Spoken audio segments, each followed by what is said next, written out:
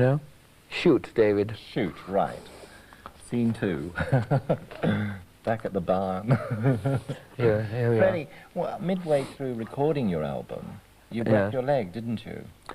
Oh yeah, that's right. That couldn't have helped. No, it didn't actually, but yeah, it was a real godsend, wasn't it? How has this affected your stage performance? Well, I was very worried at first because it was quite a nasty blow, and it happened in the middle of recording this solo project again, and I was sort of I had a plaster from my my thigh to the ankle, and it did. I was wondering. So I know, yeah, it stopped me doing a lot of things, but you know, I was quite worried because I actually thought, because I remember I was always sort of joking about the fact that the only way I was going to end my career was when they sort of have my legs in bandages, and I was going to come up in a wheelchair and do it. And I actually thought, my God, it might happen, because it was a very nasty blow, and I thought I'd never. And it took a while, and my this was about 3 months ago, and then there was a big European tour coming up, and I thought, my God, I'm not going to be able to sort of do my you know, my gymnastics, and even to this day I haven't sort of really well, I have recovered, but it's just that I can't sort of dance. I'm not a fleeting gazelle anymore. And it's just, I was a bit worried, and there was one point in the European tour where it actually sort of went again, you know, and I had to be, it was very theatre bar at that time, I remember. I had to be sort of carried off in the middle of the show because I actually twisted my knee again, and I just couldn't get up. And they thought it was part of the show, and there's me sort of writhing on the floor with pain, and they thought it was the end of a song, and then a bodyguard had to come and pick me up. But since then, it's been okay, and it's just one of those things, you know. And I will go to these sort of dives and get into these fist fights, but I'm not just a normal human being, you know. Most people will go to I don't know, charity balls, and I just go to these local, and it actually happened in Munich, and I don't know, it was just like one of those John Wayne movies, you know. Everybody was, it all started with a little scuffle, and all sort of, everybody was sort of getting into it, and somebody just kicked me, basically. You know, I'd love to say that it was a big Cecil B. DeMille production, but somebody just sort of kicked me very innocently, and I'd have him killed, by the way, if I find the find the cunt. but anyway, it's sort of it's weakened my knee in the process, but now I'm okay. Now I'm back to normal, and for a minute I actually had you know, reservations of whether I could actually, because my legs are everything, you know. I'm sure. Yes, and it's like anyway. Well, what's her name? It's like I feel like Angie Dickinson. I mean, she insured her legs for about I don't know, $1 million or something. You know, my legs are not worth. Are you insured? Not at all. Not I even, don't know. Not even your legs. No. Who'd want to? Not even myself. No, but they keep me up on my feet. Good. So you really joined in the true spirit of Munich? Yes, I mean, I just sort of, they have, it's like Rio. I mean, it's a pity that when I went to Rio just recently, I missed the carnival type thing. But they have Fasching over here, so I had, I got into that, and my God, they do know how to boogie. So I mean, they just, you know what I mean, they just don't stop. So I was upside down for days, but they didn't tell me that the Fasching comes to an end on Shrove Tuesday. I'd already burnt myself out about a few days before. So, but anyway, you know, life is. I live life to the full. Well, every day is Fasching for me. I won't touch her knee anymore. It just keeps going there. Do you think from your stay in Munich? I've learned a lot. Well, you can answer that, but no. I wondered if there was likely to be some song which will come out of your stay in Munich. Well, most of the songs I've written have been written in Munich, but I mean, If you mean in terms of the Bavarian dialect, no, no. All I know is all the swear words like blé de hond and blé de af, and lick my mash. That means lick my ass. Yes, well, we better move on. And Scheiße and Dummkopf and all that. That's all I've learned. So I mean, I don't really speak German. You seem to do very well. I'm sure you get by. Freddie, what would you say has been the highlight of your career with the group? Oh dear. I don't know. Is there something that stands out that you aim No, actually, for? I think to be serious for a minute. Yes. No, I think the actual what's actually been I've been quite sort of dumbfounded is that we've actually stayed together all these years. You know, I think if you think of it in terms of because we started in the true sort of heavy rock and roll sense, where the quartet was in terms of Led Zeppelin and all those, and in years past they've always broken up or whatever, and they had change of personnel and things like that.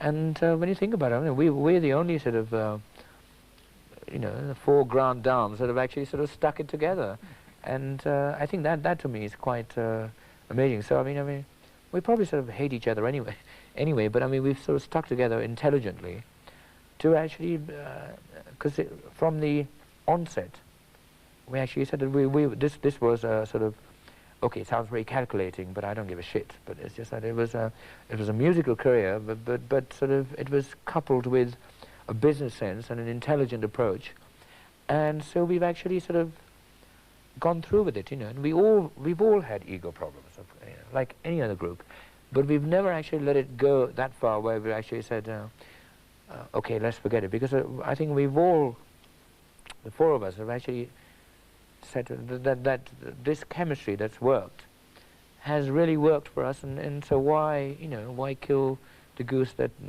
laid the golden egg? And that to me, I think, has been the thing that I don't know why we're together. I don't know why.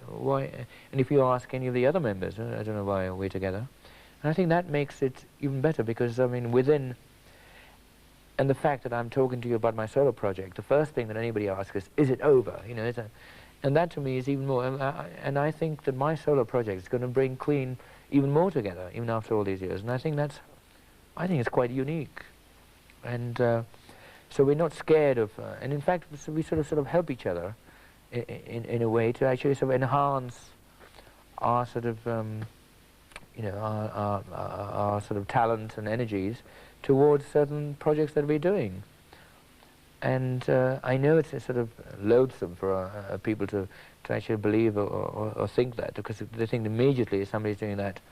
And that is the norm, but I mean, we're not the norm as a quartet, and that's why I think we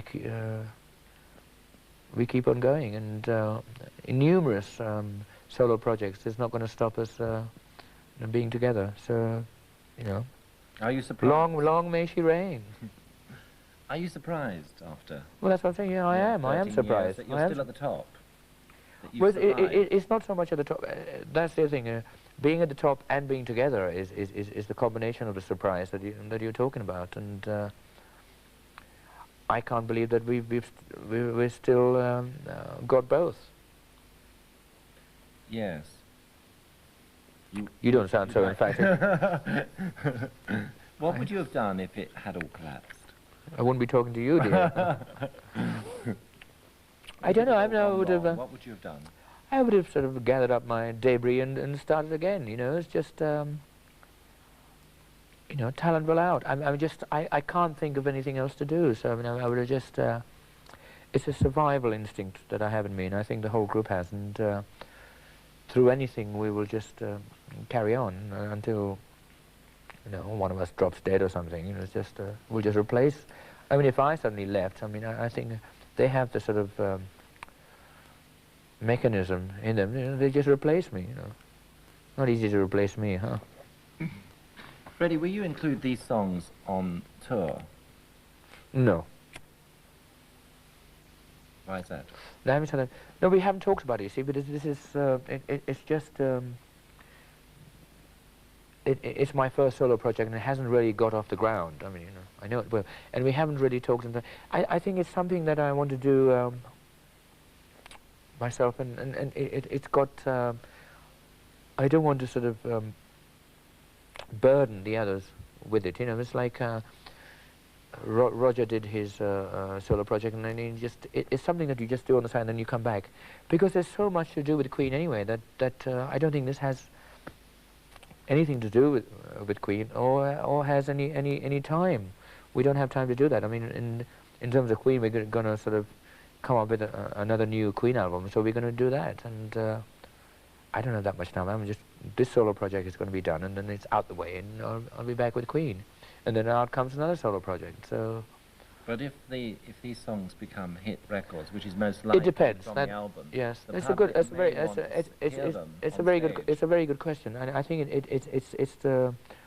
it depends on the policy of the band to whether to include them as a, because that's my solo thing. And when people pay their money to come and see Queen or whatever, they you know, they haven't come to see just me doing my solo project, because they don't want to suddenly become backing musicians for me. I mean, they want to be Queen, and I think that's quite right. So at the moment we haven't talked about it, and we have enough songs to last for days. You know, it doesn't matter. They don't have to do my my solo stuff, and I'm quite prepared to just leave it at making a good album and making very strong videos to go along with it, and that's about it, you know. That's all they get. There must be times when you do need to turn to someone and speak to someone about personal problems, or yeah, no, I have lots very important, a very important decision perhaps in your life. True, I have that one person you would turn to? I have a lot of mirrors. I don't. Actually, it's just. I don't know, I'm very sort of, you know, skin of a rhinoceros, you know. I just, I don't know, I don't have that many people to turn to. And the only one, if you're talking about it, is Mary, who's, you know, long, you know, she's been a girlfriend of mine for a long time, and even though we're not together right now, just, I sort of refer to her a lot, and she's about the only friend I would say I can refer to, and she sort of, because I mean, I don't like, I mean, I have a lot of friends, or so-called friends, you know, in, what are they called? Inverted commas. Acquaintances or friends. No, in inverted commas. Right. But I mean, I just don't, you know, they could sort of come and go, but I mean, like, a real true friend for me has to be, you know, has to be very strong, and put up with me, and I think Mary's gone through just about everything, and so I can actually, you know, she has the depth and the quality to actually sort of adapt to me and talk to me about very serious things, and she's about the only person I can think about. Otherwise, I just I fend for myself, and I just you know, I cross my hurdles in my own way. But I know you've been a very generous friend to a number of people. I know, I buy a lot of shitty things for a lot of people. Just most of the times I get them back a few years later. So have you become somewhat disillusioned with mankind? That's very heavy, isn't it, or David? womankind? No, not really. Not really. No, it's just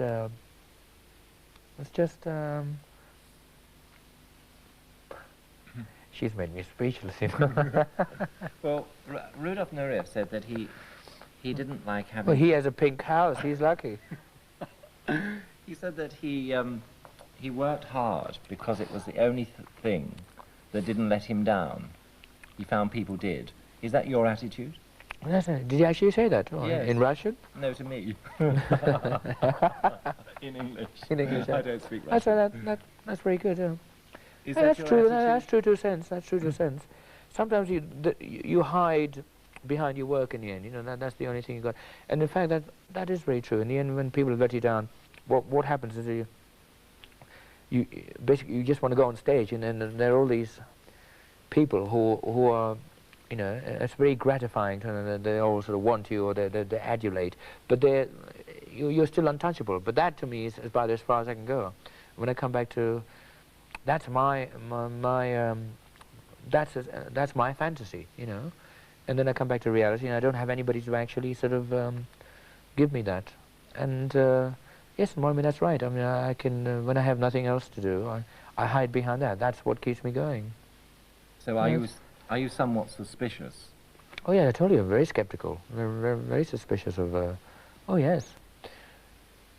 You know, the higher I climb up that ladder, the fewer, the more, the bigger the barrier becomes around me.